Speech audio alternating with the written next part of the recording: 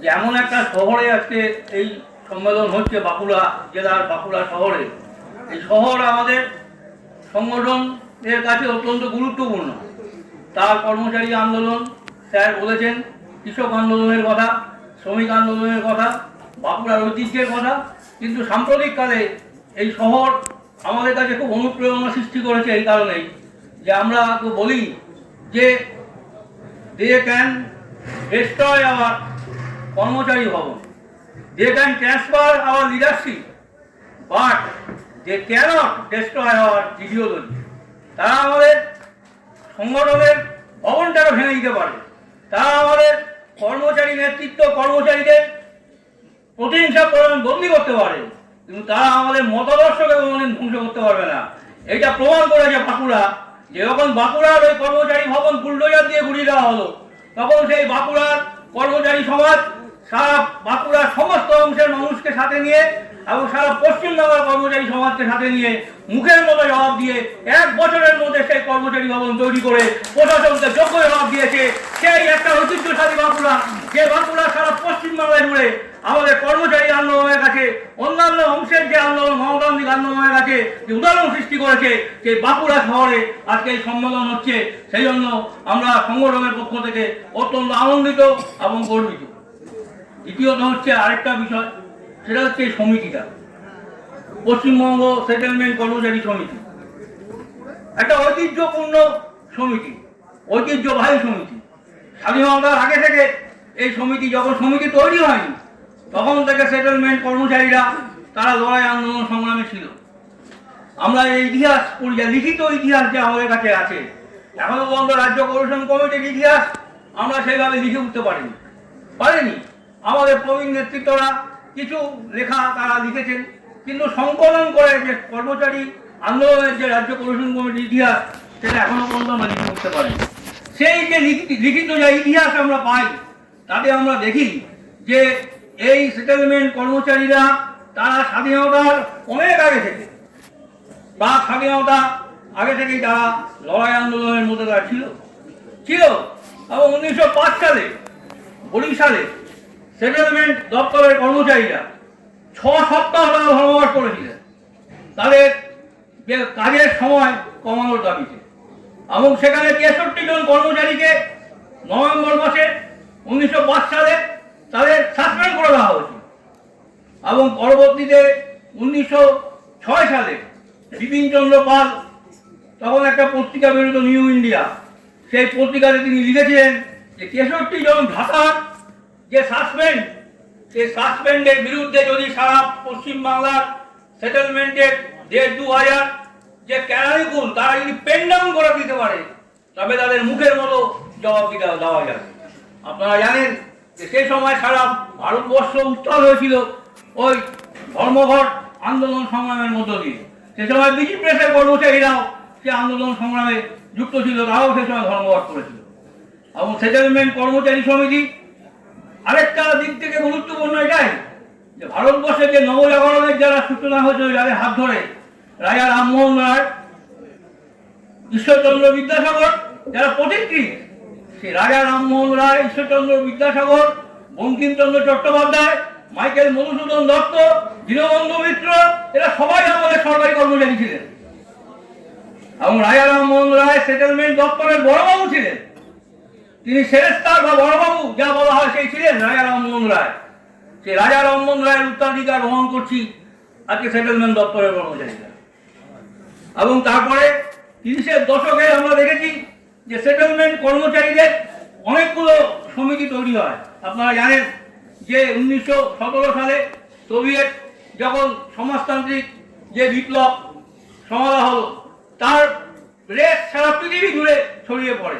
সূর্যের আলো উঠলে যখন সূর্যের আলো সারা পৃথিবীতে ছড়িয়ে পড়ে, তেমনি একইভাবে সমাজতান্ত্রিক বিপ্লব সোভিয়েত রাশিয়াতে তারও যে আলো সেটা সারা পৃথিবীতে ছড়িয়ে পড়েছিল, আমাদের ভারতবর্ষ এসে হাজির হয়েছিল। 1920 সালে আমাদের প্রথম সমিতি, পশ্চিমবঙ্গ সরকারি কর্মচারী সমিতি, যাকে WUMA বলা হয়, সেই সমিতির জন্ম হয় 1920 সালে। তারপর একে একে 21 সালে ফরেস্ট সম্পাদক সমিতি, Paschimbanga subordinate forest service association, Darjeeling পাহাড়ের ওপর তাদের প্রথম সমিতি তৈরি হয়েছিল। এই কিছুদিনের মধ্যে যারা শতবর্ষ উদযাপন করবে তারা বলছে যে আবার পাহাড়ের ওপরে গিয়ে আমরা পতাকা তুলব, ওই দার্জিলিং পাহাড়ের ওপরে। তারপরে 30-এর দশকে আমরা দেখি যে সেটেলমেন্ট কর্মচারী সমিতি ক্যাডারের মধ্যে আমরা কয়েকটি সমিতি আমরা দেখতে পাই। West Bengal settlement draftsman association, West Bengal settlement process servers and lower grade association, West Bengal কানুন board association, West Bengal settlement clerk association. এই সংগঠনগুলো সব গড়ে ওঠে 1948 সালে স্বাধীনতার ঠিক পরবর্তী সময়, যখন 20টা সমিতি নিয়ে সরকারি কর্মচারী ফেডারেশন তৈরি হচ্ছে। তখন এই 4টে সমিতি সেই 20টা সমিতির মধ্যে ছিল। 4টে সমিতি 1955 সালে এই সমিতিগুলো মার্চ করে পশ্চিমবঙ্গ সেটেলমেন্ট কর্মচারী সমিতি তখন তৈরি হয়। এই সমিতির ওপর সংগঠনের ওপর যেরকম বারে বারে প্রশাসনিক আক্রমণ নেমে এসছে, প্রতিটা প্রশাসনিক আক্রমণে এই সমিতির নেতৃত্বও কিন্তু তার সঙ্গে যুক্ত ছিলেন। এই সমিতির নেতৃত্ব বারে বারে আক্রান্ত হয়েছেন এবং আমরা দেখেছি যে প্রথম যখন 1958 সালে বরখাস্ত হলো আমাদের 25 জন কর্মচারী, রাজ্য কোঅর্ডিনেশন কমিটি তৈরি হয়েছে 56 সালে। 55 সালে সেটেলমেন্ট কর্মচারী সমিতি গঠন হওয়ার পর তারপরে 58 সালে গিয়ে 25 জন কর্মচারী বরখাস্ত হন। সেখানে আমাদের লিখিত ইতিহাস থেকে আমরা দেখতে পাচ্ছি যে বিজন ভট্টাচার্য মুর্শিদাবাদের কর্মচারী, মুর্শিদাবাদ 2.5 বছর তিনি সাসপেন্ড অবস্থায় ছিলেন, এবং বিজয় প্রধান মেদিনীপুরের সেটেলমেন্ট কর্মচারী তিনি 1.5 বছর সাসপেন্ড অবস্থায় ছিলেন। তাহলে যে 25 জনের মধ্যেও সেটেলমেন্ট কর্মচারীরা তারা প্রশাসনিক আক্রমণের শিকার হয়েছিলেন। 6 মে 1960 সালে সাময়িক বরখাস্ত হলেন 13 জন। সেখানে সেটেলমেন্ট কর্মচারী সমিতির সভাপতি শ্রী নলিনানন্দ রায়, তিনিও তার মধ্যে ছিলেন। এবং আপনারা জানেন, যেটা আমরা অনেকেই জানি, যে 13 সেপ্টেম্বর 1971 সাল 311 গধারাতে আমাদের 13 জন নেতৃত্বকে সেই সময় বরখাস্ত করে দেওয়া হয়।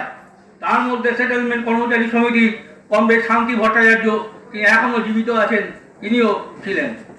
এবং তারপরে জরুরি অবস্থার সময় 1975 সালে রাতের অন্ধকারে 15 জন নেতৃত্বকে গ্রেপ্তার করে বরখাস্ত করে দেওয়া হয়। তার মধ্যে সেটেলমেন্ট কর্মচারী সমিতির নেতৃত্ব আমাদের রাজ্য কোঅর্ডিনেশন কমিটির প্রাক্তন কোষাধ্যক্ষ শ্রী কমরেড কমলারঞ্জন রায় বর্মন, তিনিও ছিলেন। এবং সর্বশেষ তারপর তো 77 সাল একটা অনুকূল পরিস্থিতির মধ্যে আমরা চলেছি, আমাদের গায়ে কোনো আঁচ পড়েনি।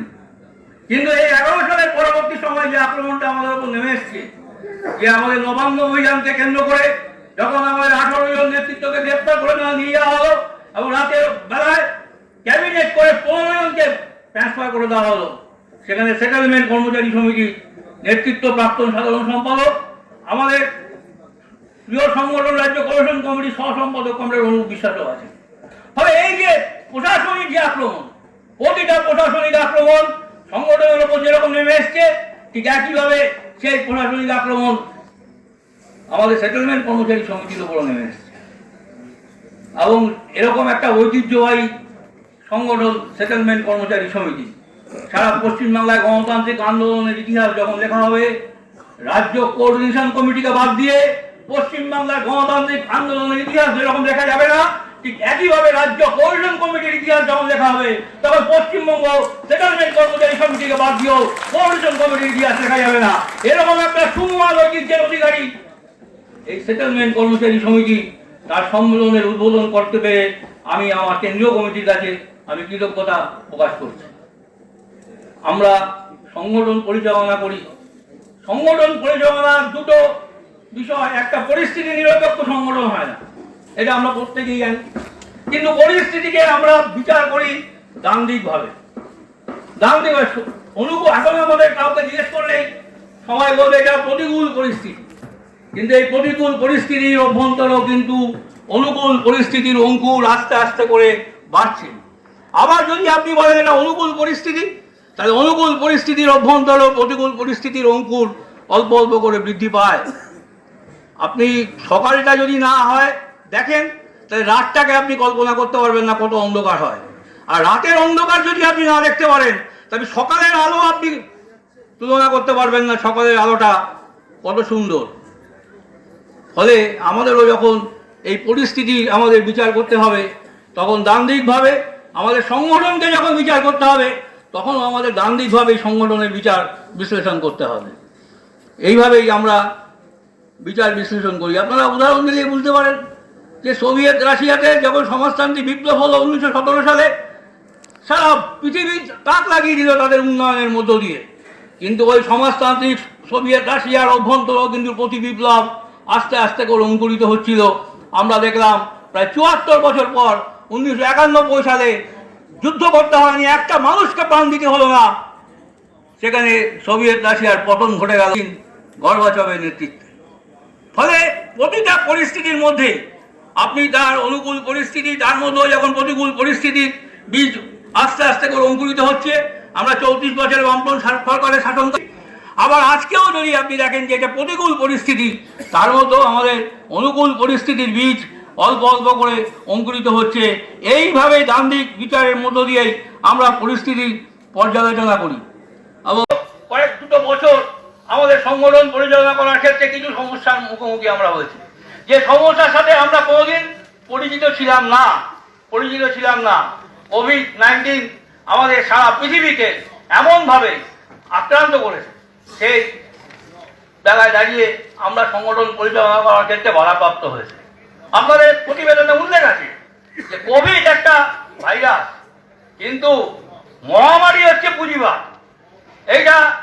এই আপনাদের যে সম্মেলনের যে প্রতিবেদন আমি দেখেছি, এবং আমি সেটা ধরেই বলতে চাই, যেটা আপনারাও বিচার বিশ্লেষণ করে দেখবেন, যে আজকে কোভিড-19 যে ভাইরাসটা আজকে সারা পৃথিবীকে গ্রাস করেছিল, এত মানুষ মারা গেছে, এত মানুষ তাদের পরিবার পরিজন হারিয়েছে। আমরা আমাদের সংগঠনের বহু নেতৃত্ব, বহু কর্মীকে আমরা হারিয়েছি।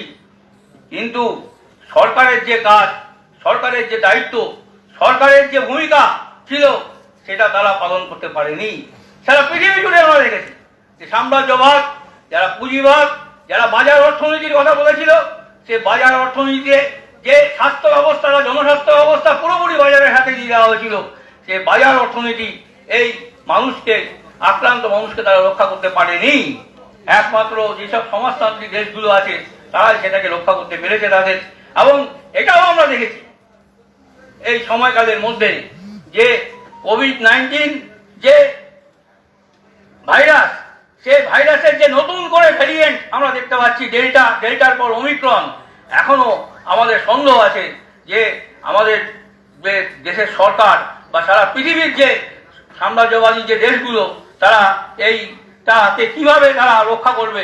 কেননা মুনাফা, লোভ, লালসা, এই তিনটে বিষয় এমনভাবে বাজার ব্যবস্থাকে গ্রাস করেছে যে অরণ্যের অধিকার কেড়ে নেওয়া হচ্ছে।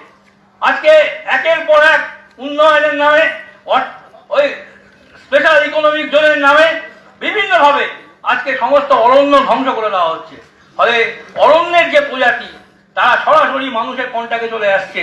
ফলে আজকে পুঁজিবাদকে যদি ধ্বংস না করা যায়, তাহলে কোভিড-19কে ধ্বংস করা যাবে না। কোভিড-19কে কোনোভাবে ধ্বংস করা যাবে না। কোভিড-19 ছিল, ভাইরাস ছিল, আছে এবং থাকবে।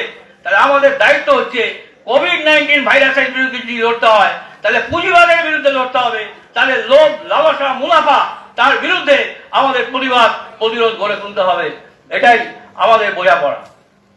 এবং আমরা বলেছি যে সংগঠন তো একটা টেবিলের 4টে বেরি পায়া হয়, তাহলে একটা পায়া হচ্ছে আমাদের সংগঠনের সদস্য, একটা পায়া হচ্ছে আমাদের সংগঠনের তহবিল, একটা পায়া হচ্ছে সংগঠনের মুখপত্র, আরেকটা পায়া হচ্ছে সংগঠনের আন্দোলন বা কর্মসূচি, যাই বলুন না কেন, সংগ্রাম। তাহলে সংগঠন এর এখন মূল বিষয় হচ্ছে আমাদের সংখ্যা, সদস্য। 1864 সালে কার্ল মার্কস প্রথম আন্তর্জাতিক উদ্বোধন করে কথাটা বলেছিলেন যে শ্রমিক শ্রেণীর প্রধান হাতিয়ার হচ্ছে তার সংখ্যা। আজকে আপনি বলুন, আমাদের ফ্রন্টে আমাদের সেই সংখ্যা প্রতিদিন আক্রান্ত হচ্ছে, সেই সংখ্যা কমছে। সেই সংখ্যা কমতে কমতে এমন জায়গায় যাচ্ছে যে বহু সমিতি আছে, যে সমিতি তাদের কাঠামোটাই ধ্বংস হয়ে যাচ্ছে। ইতিমধ্যে আমাদের 33টা সমিতি ছিল, 4টে সমিতিকে আমরা মার্চ করিয়ে এখন 29টা সমিতি দেশে দাঁড়িয়েছে। আগামী দিনে আরো কিছু সমিতিকে আমাদের মার্জারের মধ্যে আনতে হবে, তাদের সঙ্গে নিশ্চয়ই আলোচনা হবে। কিন্তু আজকে সংখ্যা আক্রান্ত, কিন্তু আপনি বলছেন সার্বিকভাবে কি সংখ্যা আক্রান্ত হচ্ছে? না, সংখ্যা আক্রান্ত হচ্ছে সংগঠিত ক্ষেত্রে, কিন্তু অসংগঠিত ক্ষেত্রে কিন্তু সংখ্যা বাড়ছে। ফলে আজকে এই জায়গায় দাঁড়িয়ে আমাদের সদস্য সংগ্রহ করার ক্ষেত্রে আমাদের কাছে খুব গুরুত্বপূর্ণ বিষয় হচ্ছে যে আজকে প্রত্যেকটা কর্মচারীর মধ্যে যারা আছেন চুক্তিপ্রধান কর্মচারী, তাদের কাছেও আমাদের রিচ করার কথা আমরা বলছি। CITU তাদের সম্মেলনে একটা বক্তব্য হাজির করেছে যে রিচ দ্য আনরিচ, যাদের কাছে আমরা পৌঁছতে পারিনি তাদের কাছে আমাদের পৌঁছতে হবে। এখন আমরা তাদের কাছে কিভাবে পৌঁছাবো? আপনাদের প্রতিবেদনে এটা আছে যে গত বছর যা কর্মচারী ছিল 2200 কত, এবার সেই কর্মচারীর সংখ্যা অতিক্রম করেছেন আপনারা, সেখানে 2300-র ওপর কর্মচারী আপনাদের হয়েছে। কিন্তু দান্দিকভাবে যদি আমরা বিচার করি, এটা ঠিক সেটেলমেন্ট কর্মচারী এই ক্ষেত্রেও একটা উদাহরণ সৃষ্টি করেছে পশ্চিমবাংলায় রাজ্য সরকারি কর্মচারী আন্দোলনের ক্ষেত্রে। তারা সদস্য সংগ্রহের ক্ষেত্রে একটা নির্দিষ্ট ডেট ঘোষণা করে যে সেই দিনটা হচ্ছে সদস্য সংগ্রহ অভিযানের। এরা অনেক সমিতি সেটাকে ফলো করছে ভালো, কিন্তু এটা আবার হয় যে অনেক সময় শুরুটা খুব ভালো হলো, পরের দিকে কিছুটা ঝিমিয়ে যায়। আমাদের যদি দান্দিকভাবে আমরা বিচার করি যে আমাদের কর্মচারীদের থেকে সঙ্গে আমাদের সদস্যদের যে অনুপাত, সেই রেশিওটা আমাদের বাড়লো না কমলো? আমরা রিচ করতে পারলাম সবাইকে আনরিচদের, নাকি আবার নতুন করে আনরিচ করলাম, রিচরা বাইরে থেকে গেল? এইভাবেই আমাদের দান্দিকভাবেই এই বিষয়টা আমাদের ভাবনা চিন্তার মধ্যে আনা দরকার। এবং আমাদের চুক্তিপ্রধান কর্মচারী, আপনারা জানেন যে এটা ভরকেন্দ্র হচ্ছে, আস্তে আস্তে আমরাও দাবি করেছি যে চুক্তিপ্রধান কর্মচারীদের অগ্রাধিকারের ভিত্তিতে স্থায়ী কর্মচারী পদে দিতে হবে। এই নিয়ে অনেক বক্তব্য আছে, কিন্তু আমাদের বক্তব্য হচ্ছে চুক্তিপ্রধান কর্মচারী যারা সরকারের নিয়মের মধ্য দিয়ে চুক্তিপ্রধান তারা এসছেন, তারা আমাদের পরিবারের ছেলে মেয়ে ভাই বোন, সুতরাং তারা যে কোনো মতবাদে বিশ্বাস হতে পারে। তার প্রথম পরিচয় হচ্ছে সে হচ্ছে কর্মচারী, তার প্রথম পরিচয়। সুতরাং সেই চুক্তিপ্রধান কর্মচারীদের অগ্রাধিকারের ভিত্তিতে তাদের স্থায়ীকরণের দাবি আমরা সংগঠনগতভাবে আমরা করেছি। এই চুক্তিপ্রধান কর্মচারীরাই যেহেতু ভরকেন্দ্র, ইতিমধ্যে সারা ভারত রাজ্য সরকারি কর্মচারী ফেডারেশনের পক্ষ থেকে এই চুক্তিপ্রধান কর্মচারীদের নিয়ে কর্মশালা হয়েছে। আমাদের রাজ্য থেকে প্রতিনিধি গেছিলেন, কিন্তু আগামী দিনে আমাদের রাজ্যেও সেই কর্মশালা করতে হবে। ফলে এই চুক্তিপ্রধান কর্মচারীদের আমরা যদি এক ছাতার তলায় না আনতে পারি, আমাদের সংগঠনের পতাকা তলে না আনতে পারি, তবে আগামী দিনে আমাদের এই চুক্তিপ্রধান কর্মচারীদের নিয়ে আন্দোলন করার ক্ষেত্রে আমাদের কিছু সমস্যার মুখোমুখি হতে পারে। এই জন্য আপনারা দেখবেন বিগত সময় আমরা যতগুলো আন্দোলন করেছি সংগঠনে, প্রত্যেকটা আন্দোলন সংগ্রামে আমরা চুক্তিপ্রধান কর্মচারীদের বক্তব্যকে আমরা রেখেছি, এবং পে কমিশনের কাছে আমরা যে মেমোরেন্ডাম দিয়েছি সেখানেও আমরা চুক্তিপ্রধান কর্মচারীদের পে কমিশনে যুক্ত হওয়ার জন্য আমরা পে কমিশনের কাছে দাবি করেছি। এরপর আমাদের যে বিষয়, যে দ্বিতীয় যে পায়াটা আমাদের সংগঠনের, সে পায়াটা হচ্ছে আমাদের তহবিল। এটাও বলে রাখি যে আপনি সংগঠন করে এই এত বড় সম্মেলন হচ্ছে, এত কর্মচারীকে নিয়ে সংগঠন, এটা কে দেবে আমাদের পয়সা? আমরা তো কোনো যা হচ্ছে খবরের কাগজে সব বেরোচ্ছে, আপনারা দেখছেন 154 কোটি টাকা খরচা হয়েছে বিগত বিধানসভা নির্বাচনে আমাদের রাজ্যে শাসক দল করেছে। বিজেপিকে ছাপিয়ে গেছে, 154 কোটি টাকা খরচা হয়েছে। কোন কর্মচারীর কাছ থেকে টাকা তুলেছে? কোথায় আমরা দেখেছি পাড়ায় যারা বিল বই নিয়ে তারা গেছে? তাহলে এই টাকা কোথেকে এসছে? কেন গৌতম আদানি লুকিয়ে নবান্নে যাচ্ছেন? একটা অত বড় শিল্পপতি তিনি পশ্চিমবাংলায় আসলেন, তাহলে পশ্চিমবাংলায় আসলে তিনি তো শিল্প দপ্তরে যাবেন, শিল্পমন্ত্রীর সঙ্গে কথা বলবেন। এখন শিল্প দপ্তরে শিল্পপতিরা যাচ্ছে না, শিল্প দপ্তরে সিবিআই ঘোরাফেরা করছে, আর শিল্পমন্ত্রী আছে নবান্নে, শিল্পমন্ত্রী ডাক পাননি। কি তাদের সঙ্গে কথা, কি করা হচ্ছে? তাহলে এই 154 কোটি টাকার উৎস কি, কোথা থেকে আসছে? কিন্তু আমাদের সংগঠন, আমরা কর্মচারীদের কাছে যাই, কর্মচারীরাই আমাদের সংগঠনকে পরিপুষ্ট করেন। আমরা বক্রেশ্বর তাপ বিদ্যুৎ প্রকল্প হয়েছে, তখন আমরা চাকরিতে ঢুকেছি, প্রথম আমাদের কাছে একদিনের বেতন চাওয়া হলো। সেই সময় একদিনের বেতন, যে ভাবুন, সেই সময় একদিনের বেতন তুলে 1 কোটি টাকা আমাদের মাননীয় মুখ্যমন্ত্রী যদি ওষুধে আমরা দিয়েছিলাম, সেই সময় 89 সাল। আর আজকে আমরা কর্মচারীদের কাছে আমরা যাই, কর্মচারীরা তাদের ক্ষোভ বিক্ষোভের কথা আমাদের কাছে বলেন, কিন্তু কর্মচারীরা আমাদের ভালোবাসেন।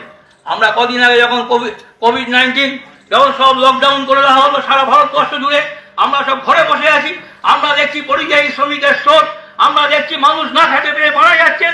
আমরা রাজ্য পর্যটন কমিটির পক্ষ থেকে আমরা দাবি করলাম, আবেদন করলাম কর্মচারীদের কাছে যে অনলাইন আপনারা আমাদের কিছু সাহায্য করুন, এবং সারা পশ্চিমবাংলা জুড়ে সে অনলাইন কালেকশন করে আমরা প্রায় 1 কোটি টাকার কাছাকাছি আমরা কালেকশন করে আমরা নিরন্ন মানুষের কাছে আমরা সাহায্য পৌঁছে দিয়েছি।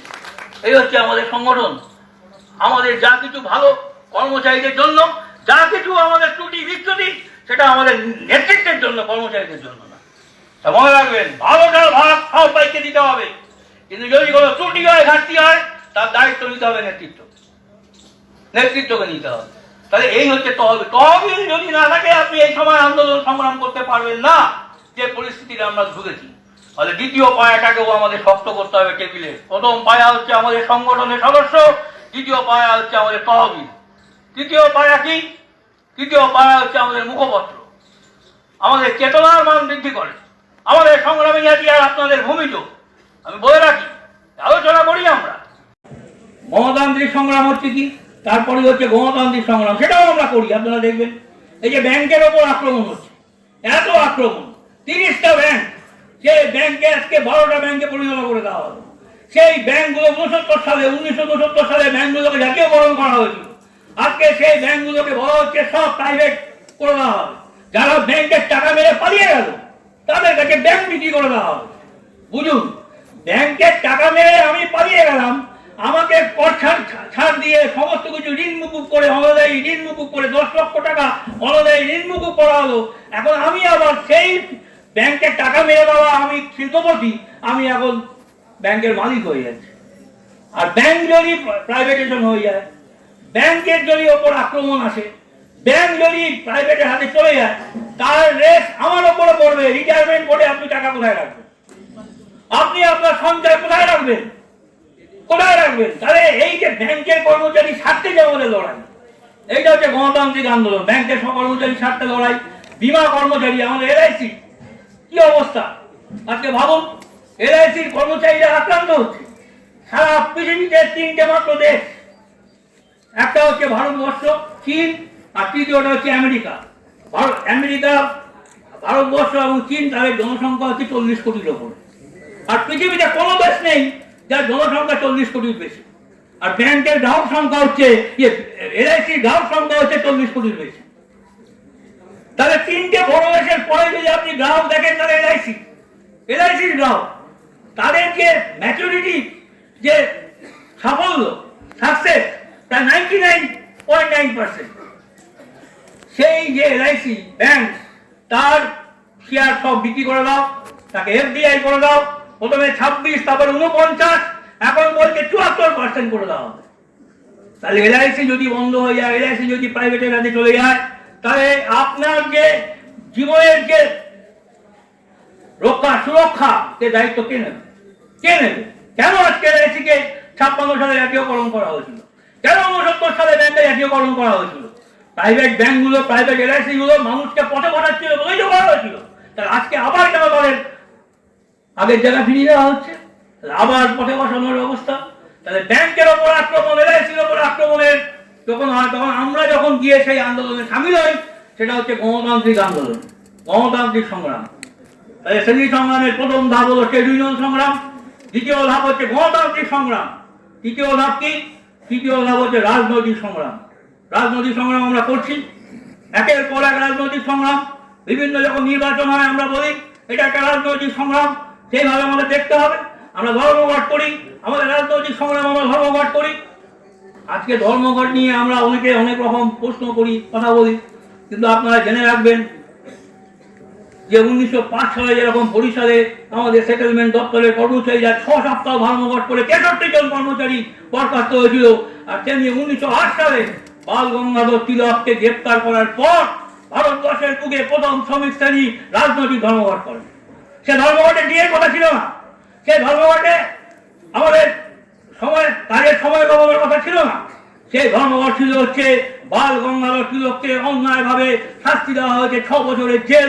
তার বিরুদ্ধে সারা ভারতবর্ষের কর্মচারীরা শ্রমিকরা গর্জে উঠেছিল।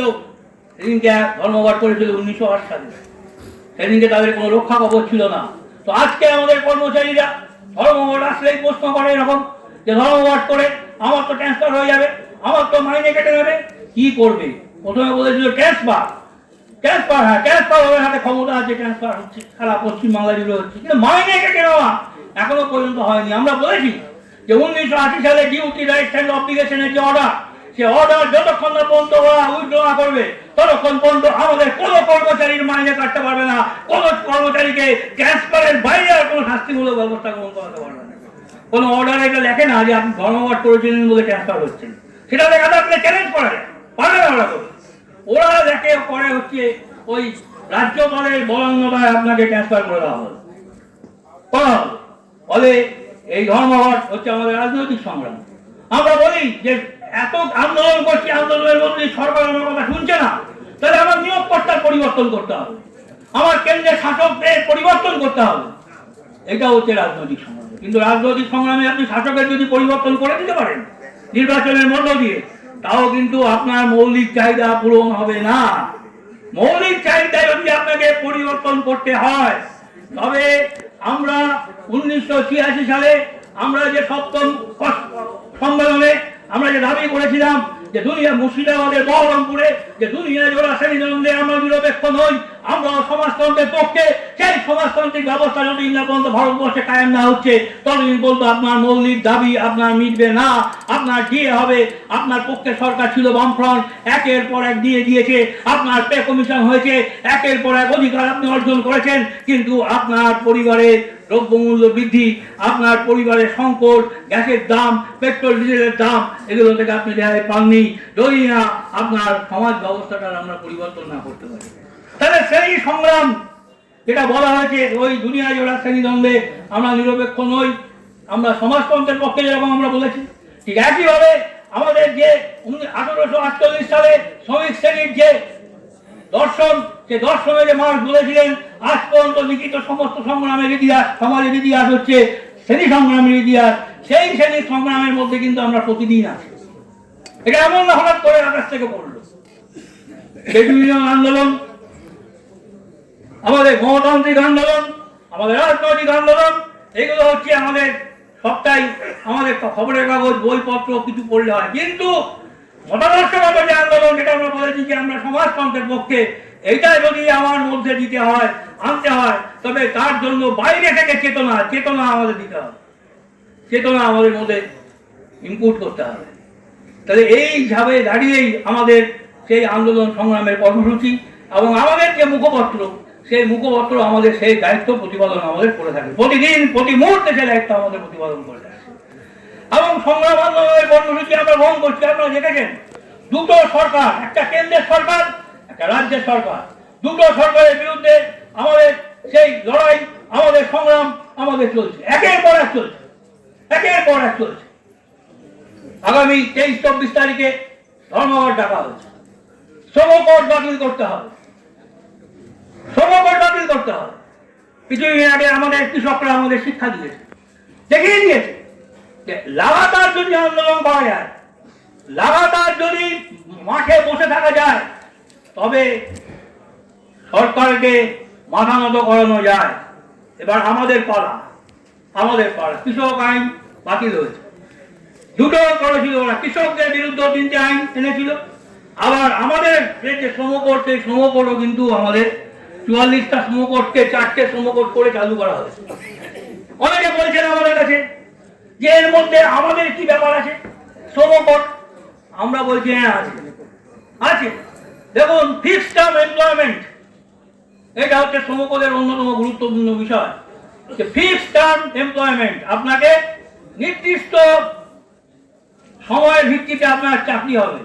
যে আগে চাকরি পেয়ে যেতাম, 60 বছর পর্যন্ত চোখ বুঝে বসে থাকি, অফিসে লাগালেও হবে, কাজ না করলেও হবে, যা করি না করবো আমার চাকরি হয়ে যাবে, আমার চাকরি হবে না। এখন কিন্তু সরকার বলছে না, তোমার প্রতি 4 বছর, 5 বছর, 2 বছর অন্তর অন্তর তোমার চাকরি রিনিউ করা হবে, রিনিউ করা হবে।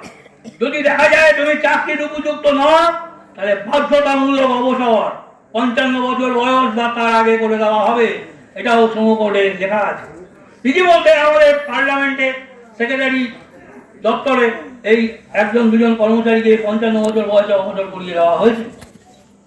ফলে ফিক্সড টার্ম এমপ্লয়মেন্ট এবং বাধ্যতামূলক অবসর দুটো আমাদের ক্ষেত্রে প্রযোজ্য। আমাদের অনেক কর্মচারী ভাবছেন লকডাউনে এখন রোস্টার ডিউটি হয়েছে, এটা লকডাউনটা আরো বেশি দিন চলতে হবে, বিধিনিষেধটা চলুক, হ্যাঁ চাকরির শেষ দিন পর্যন্ত চলুক, আরো বেশি দিন অফিসে যেতে হবে না।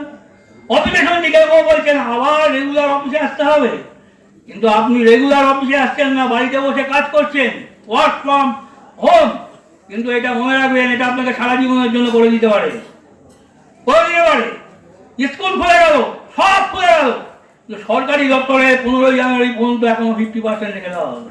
কিসের ইঙ্গিত বহন করছে, কিসের ইঙ্গিত বহন করছে? ফলে এই সরকার এই কাজও আমাদের সামনে হাজির করতে পারে।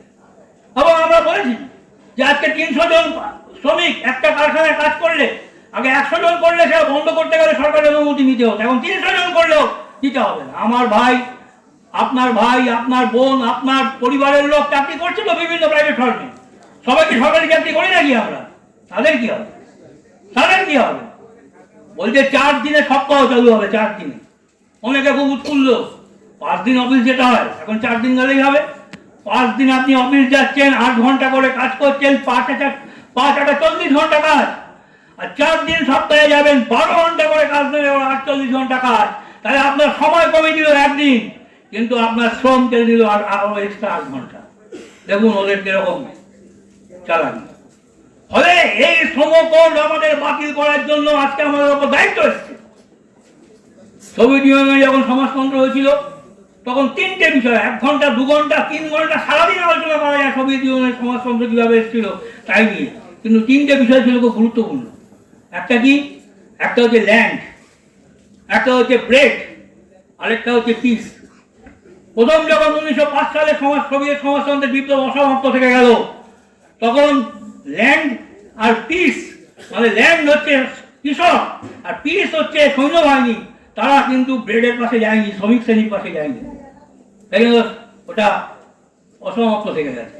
17 সালে যখন বিপ্লব হলো তখন ল্যান্ডের দাবিতে কৃষক, ব্রেডের দাবিতে শ্রমিক, আর যুদ্ধ করে করে ক্লান্ত, প্রথম বিশ্বযুদ্ধ করে করে সেনারা, সৈনিকরা, তারা শান্তির দাবিতে সব একসাথে হলো। 3টে ফ্রন্ট যখন একসাথে হলো তখন কিন্তু সোভিয়েত সমাজতান্ত্রিক বিপ্লব সফল লাভ করলো। তাহলে আমি অনেক আলোচনা করলো, 3টে বিষয় গুরুত্বপূর্ণ, ল্যান্ড, ব্রেড আর পিস। তেমনি শ্রমিক কৃষক আন্দোলন যে হয়ে গেল, অনেক বিষয় আছে, অনেক দ্বন্দ্ব হয়েছে। কৃষক ক্ষেত মজুরদের সাথে কৃষকদের দ্বন্দ্ব ছিল, সেটা এক জায়গায় আসলো। ধনী কৃষকদের সাথে ক্ষুদ্র কৃষকদের দ্বন্দ্ব, সেটাও নিয়ে আমি আলোচনা যাচ্ছি না। কিন্তু এখানেও 3টে বিষয় আমাদের সামনে এসে হাজির হলো। সেটা কি? সেটা হচ্ছে ইউনিটি। 500 অপর যখন সারা ভারতবর্ষ জুড়ে বিভাজনের রাজনীতি হয়েছে, ভেঙে দাও মানুষ, সামরিকতার বাইরে নিয়ে যাও, খন্ড খন্ড করে দাও, সবাই সবার জন্য ভাবুক, আদিবাসীরা আদিবাসীদের জন্য ভাবুক, দলিত দলিতের জন্য ভাবুক, ব্রাহ্মণ ব্রাহ্মণের জন্য ভাবুক, হিন্দু হিন্দুর জন্য ভাবুক, মহিলারা মহিলাদের লক্ষ্মী ভাণ্ডার নিয়ে থাকুক, ছেলেরা স্কুলে ছেলেরা সাইকেল নিয়ে থাকুক, যারা মারা গেছে তাদের সবুজ সাথীতে ঢুকিয়ে দাও, ভেঙে দাও, সব ভেঙে দাও। সামগ্রিক যে উন্নয়ন, সামগ্রিকতা, এটাকে যখন ভেঙে দেওয়া হচ্ছে, তখন কৃষক আন্দোলন দেখিয়ে দিল যে দল, মত, জাত, পাত, ধর্ম, বর্ণ সমস্ত নির্বিশেষে 500 অপর শ্রমিক কৃষক সংগঠন একজোট হয়ে 1 বছর তারা লড়াই করবে, যে ইউনিটি। এটা হচ্ছে খুব গুরুত্বপূর্ণ বিষয়। দ্বিতীয় বিষয় কি? যে লখিমপুরে গাড়ি চালিয়ে খুন করে দেওয়া হলো 4 জনকে, খুন হয়ে গেল। সারা কত রকম বাজে কথা ওদের বলেছে, কোন সময় খালিস্তানি, কোন সময় পাকিস্তানি, কোন সময় দেশদ্রোহী, একের পর এক। কিন্তু তারা শান্তি এবং টলারেন্স, পিস এবং টলারেন্স, তার বাইরে কিন্তু ওরা যায়নি। ফলে আজকে কৃষক আন্দোলনের যে ঐতিহাসিক যে সাফল্য, সেই সাফল্যকে 3টে শব্দে ব্যবহার করা হচ্ছে, একটা ইউনিটি, একটা পিস, একটা টলারেন্স। এটা হচ্ছে আমাদের সংগঠনের ক্ষেত্রে খুব দরকার। এবং আপনারা দেখেছেন সারা ভারতবর্ষ জুড়ে আজকে এই যে বিজেপি সরকার, তারা কর্তৃত্ববাদ, সেই কর্তৃত্ববাদ তারা হাজির করে গত কয়েকদিন আগে একটা সমীক্ষা হয়েছে, বলছে পৃথিবীতে প্রথম দুটো দেশ, 1 নম্বর ভারত, 2 নম্বর হচ্ছে ব্রাজিল, যারা কর্তৃত্ববাদের ক্ষেত্রে তারা 1 নম্বরে আছে। যে আমি যা বলবো তাই করতে, কে কি খাবে আমরা ঠিক করে দেবো, কে কি পড়বে আমরা ঠিক করে দেবো, সবটাই আমরা ঠিক করবো, কে কোথায় থাকবে না থাকবে সব নাকি সরকার ঠিক করে দেবে। এটাকে বলা হচ্ছে ইলেকট্রাল অটোক্রেসি, নির্বাচনী স্বৈরাচার। নির্বাচনে তুমি মেজরিটি পেয়েছো, সেই মেজরিটিকে তুমি এবার স্বৈরাচারে পরিণত করছো। ফ্যাসিবাদ, তারা এগুলো হচ্ছে আগের স্টেজ। এখন আমাদের ভারতবর্ষে নিশ্চয়ই ফ্যাসিবাদ তৈরি হয়নি, কিন্তু আমরা লক্ষ্য করছি তার যে কিছু কিছু লক্ষণ, সে লক্ষণ প্রকট থেকে প্রকটতর হচ্ছে। ভারতবর্ষের শাসক শ্রেণীতে যারা বসে আছে, ভারতবর্ষের সমস্ত রাজনৈতিক দলের থেকে তাদের চরিত্র হচ্ছে ভিন্ন।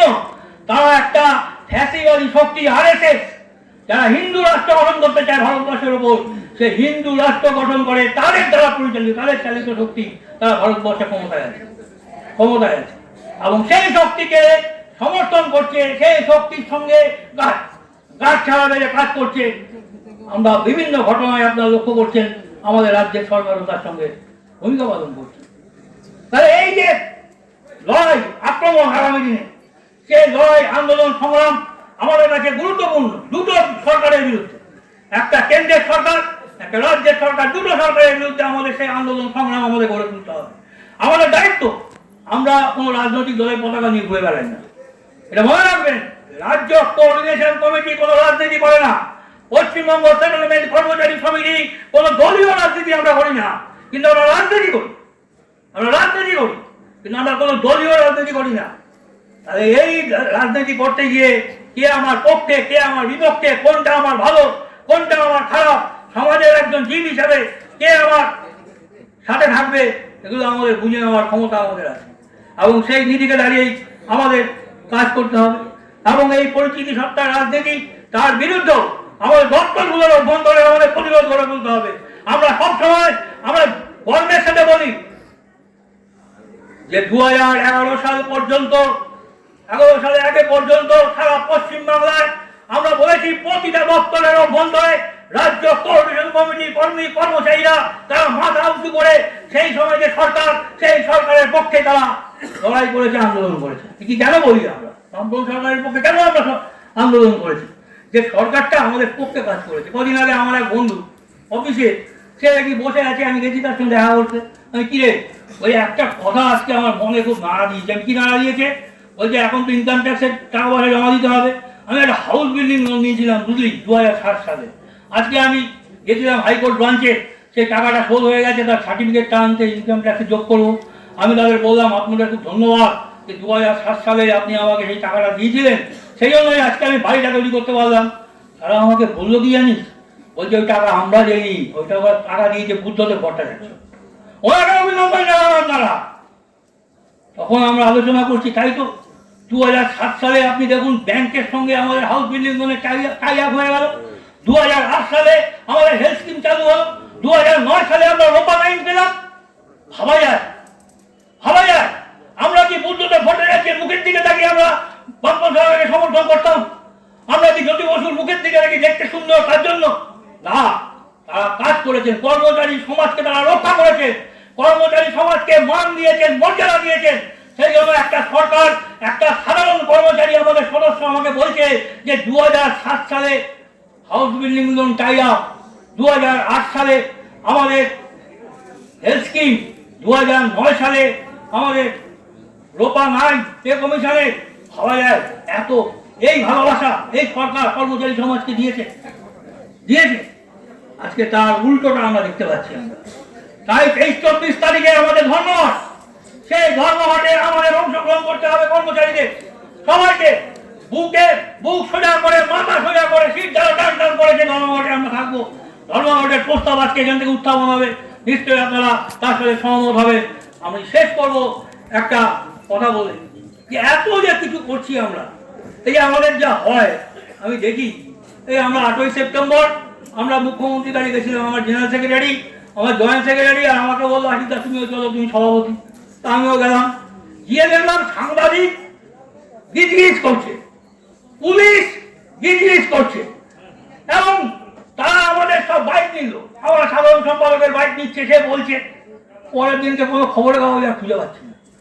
এত বড় মিছিল 7ই ডিসেম্বর করলাম, জুড়ে হলো, খবরের কাগজে তা যাওয়া নেই। এত বড় বড় জমায়েত আমরা করি, কোনো খবর আমরা পাই না। তাহলে ওরা খবরটা দিচ্ছে না কেন? খবরটা দিচ্ছে না কেন? কি ব্যাপার? এখন এটা অনুসন্ধান করতে গিয়ে আমরা আলোচনা করি, আমরা দেখছি কিছু কোটেশন আমরা দেখছি যে পাচ্ছি। দেখুন, একটা জায়গায় দেখছি জন কেনেডি বলে আমেরিকার একজন সেনেটর, তিনি সে প্রাক্তন রাষ্ট্রপতি না কিন্তু সেনেটর, সে বলছে, তাকে জিজ্ঞেস করার জন্য সাংবাদিকতা নিয়ে, সে বলছে সাংবাদিকতার মানে হচ্ছে যে সত্যকে খুঁজে বার করতে হবে, আড়াল করা যাবে না, সত্যের ওপর আস্থা রাখতে হবে, তবেই গণতন্ত্র থাকবে। আপনি বলুন, কর্পোরেশন নির্বাচন হয়ে গেল কদিন আগে, তার পরের দিনে আনন্দবাজার পত্রিকাটা আপনি দেখবেন কি আছে, যে হেডিং হচ্ছে বিতর্কিত। আপনি কোনোটাই অস্বীকার করতে পারবেন? বিতর্কিত, কারণ এক এক দল এক এক রকম বলছে। শান্ত, সে সরকার বলছে শান্ত, কেউ বলছে শান্ত না, সবটাই ঠিক, কিন্তু সত্যটা কি ওরা খুঁজে বার করলো? সত্য খুঁজে বার করলো না। সত্য যদি খুঁজে না বার করে, তাহলে গণতন্ত্র থাকে কি করে? আইনজীবী জেঠমালিনী, তাকে একদিন জিজ্ঞেস করেছিল, আচ্ছা একটা রাজ্যে গণতন্ত্র আছে আমরা বুঝবো কি করে? উনি যখন বললেন, দেখুন 3টে কাগজ নিয়ে আসো, 3 মাসে, বিগত 3 মাসে সেই রাজ্যের খবরের কাগজ নিয়ে আসো, রিডিং কাগজ, আর সেই শেষ 3 মাসে সেই রাজ্যে যে রায় সেটা নিয়ে আসবে। আমি ওই দুটো দেখেই বুঝতে পারবো সেই রাজ্যে গণতন্ত্র আছে কি নেই। তো আপনি যদি আমাদের রাজ্যের গত 3 মাসের কাগজ নিয়ে যান দেখেন, তাহলে আপনি বুঝতে পারবেন যে রাত্রিবেলা আপনি টিভিতে যা শুনছেন, সকালবেলা আপনি খবরের কাগজে তাই দেখছেন। এবং এটা নিয়ে একটা মজার বিষয় আছে, এক 14 বছরের ছেলে, ফ্রান্সের বালক স্কুল ছেলে, গেছে স্কুলে তার শিল্পর ওপর প্রজেক্ট জমা তারা বলে এবার বক্তব্য রাখো। সে যখন তার সামনে 50-60 জন ছেলে মেয়ে বসে আছে, অল্প বয়স 14 বছর বয়স, যখন তার বন্ধুদের বয়সও তাই, সব বসে আছে, সে তাদের বলছে যে আমি এমন একটা জিনিসের ওপর আজকে আলোচনা করব, সেই রাসায়নিক পদার্থটার নাম হচ্ছে ডাইহাইড্রোজেন মনোঅক্সাইড। ডাইহাইড্রোজেন মনোঅক্সাইড এমন একটা পদার্থ, যে রাসায়নিক পদার্থ যদি অত্যন্ত গরম করে আপনার গায়ে ঢেলে দেওয়া হয়, আপনার গা পুড়ে যাবে। ডাইহাইড্রোজেন মনোঅক্সাইড এমন একটা রাসায়নিক পদার্থ, সেটা যদি খুব বেশি খেয়ে ফেলেন আপনি, তাহলে আপনি রাত্রে ঘুমোতে পারবেন না। ডাইহাইড্রোজেন মনোঅক্সাইড হচ্ছে এমন একটা রাসায়নিক পদার্থ, সেই রাসায়নিক পদার্থ প্রতি বছর প্রচুর মানুষের জীবন কেটে নেয়। এরকম করে সে কয়েকটা কথা বললো, বলুন তো এটার উপর কি আমার গবেষণা করা উচিত না? তখন 50 জন বা ছেলে মেয়ের মধ্যে 43 জন হাত তুলে বললো, না এসব বাজে জিনিস, এগুলো মানুষের বিরুদ্ধে, সেগুলো কেন তোমরা? তখন ও বললো, ডাইহাইড্রোজেন মনোঅক্সাইড হচ্ছে জলের রাসায়নিক নাম, জল। আপনি বেশি খেলে রাত্রিবেলা ঘুমোতে পারবেন না, বাথরুম যেতে হবে, গরম করে আপনার গায়ে ঢেলে দিলে আপনার গায়ে বাষ্প সস্তা পড়ে যাবে। আর প্রতি বছর বন্যায় কত লোক মারা যাচ্ছে, প্রতিটাই ঠিক, কিন্তু এমন ভাবে করলো যে তারা কিন্তু সবাই তার বিরুদ্ধে চলে গেল। তাহলে আমাদের হলেও এমন ভাবে সংবাদ পরিবেশন করে, যে সংবাদ পরিবেশন গুলোকে আপনি ফেলে দিতে পারবেন না, সবটাই ঠিক। কিন্তু যদি আপনি এটা দেখেন যে তার মধ্যে বিচারিতা, তার মধ্যে সত্যকে আড়াল করা, তার মধ্যে কাগজ পত্রিকার উপর যে আস্থা, সেই আস্থাকে হারিয়ে দেওয়া, সেই সব কাজই ওরা করে। ফলে এখন আমাদের অনেকেই এইসব করে বিভ্রান্ত হন। এখন আমরা বলি, তাই কালকে আমার সাধারণ সম্পাদক বুক স্টল উদ্বোধন করেছে, আমরা বলি সেই বই, যে বই আমার চেতনাকে জাগ্রত করে, যে বই আমাকে আমার মস্তিষ্ককে সামলায়, যারা আমাকে লড়াইয়ের প্রেরণা দেওয়ায়, সেই সমস্ত পুস্তকই আমাদের পড়া দরকার। তাই আমি সবার কাছে আহ্বান করব যে ষড়যন্ত্র চলছে সারা ভারতবর্ষ জুড়ে, আমাদের রাজ্যেও চলছে। ষড়যন্ত্রের জাল আমাদের ছিন্ন করতে হবে, চক্রান্তের জাল আমাদের ছিন্ন করতে হবে। তাই জন্য ভেদাভেদের বিরুদ্ধে, বিভাজনের বিরুদ্ধে সমস্ত মানুষকে ঐক্যবদ্ধ করে, কর্মচারী সমাজকে ঐক্যবদ্ধ করে আমাদের এই লড়াই আমাদের সামিল হতে হবে।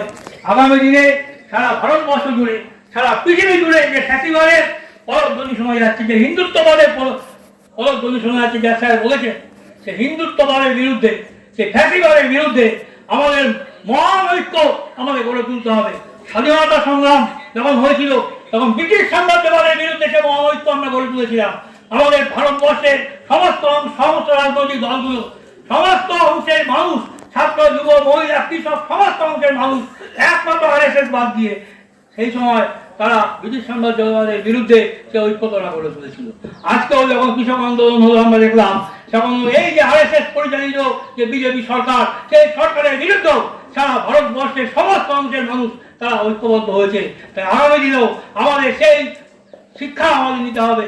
সেই শিক্ষা নিয়ে আগামী দিনে আমাদের সেই যে লড়াই, ফ্যাসিবাদের বিরুদ্ধে যে লড়াই, সেই লড়াইয়ের যে ঐক্য, সে ঐক্য হবে আমাদের দপ্তরগুলোর অভ্যন্তরে। আমাদের গর্ব যে 11 সালের পর থেকে আমরা আমাদের রাজ্যের শাসক দলের যারা দালাল, যারা অনুগামী, তাদের আমাদের দপ্তরে আমরা সংগঠন তারা তৈরি করতে পারেনি। আগে দিন মুখে দাঁড়িয়েছি, আমরা আক্রান্ত হয়েছি, আমরা আমাদের ওপর বিভিন্ন রকম প্রশাসনিক আক্রমণ নেমে এসছে, কিন্তু কোনো জায়গাতেও পারেনি। কোনো সময় গঠিত হয়েছে, ট্রান্সফার প্রমোশনকে সামনে রেখে তারপর ভেঙে গেছে। অফিসারদের একটা অংশ তারা ভূমিকা পালন করেছে কোনো ক্ষেত্রে, কিন্তু আমরা দেইনি। 11-12 বছর ধরে কেউ বলতে পারবেন না যে সারা পশ্চিম বাংলায় 11 বছর ধরে কোন দপ্তরে এরকম একটা সংগঠন তারা তৈরি করে তারা আমাদের ওপর আক্রমণ চালাচ্ছে, পারেনি। তাই আমাদের দায়িত্ব, কর্তব্য হচ্ছে আজকের দিনেও আমাদের যে বিভেদের বিরুদ্ধে যে সংগ্রাম, বিভেদের বিরুদ্ধে যে লড়াই, সেই লড়াইকেও আমাদের দপ্তরের অভ্যন্তরে আমাদের শক্তিশালী করতে হবে। প্রত্যেকটা দপ্তরকে আমাদের দুর্বল বানাতে হবে, প্রত্যেকটা দপ্তরকে আমাদের ব্যারিকেড তৈরি করতে হবে, করে এই বিভেদের বিরুদ্ধে লড়াইয়ে আমাদের সেই যে ভূমিকা, স্বাধীনতা, প্রাক স্বাধীনতা পড়বে, প্রাক স্বাধীনতা উত্তরকালে সেই ভূমিকা আমাদের পালন করতে হবে। এই আহ্বান থেকে আমাদের প্রিয় সংগঠন রাজ্য কোঅর্ডিনেশন কমিটির পক্ষ থেকে সংগ্রামী অভিনন্দন এবং নমস্কার জানিয়ে আমি আমার বক্তব্য শেষ করছি এবং এই মহতি সম্পাদনের ঘোষণা করছি। ধন্যবাদ।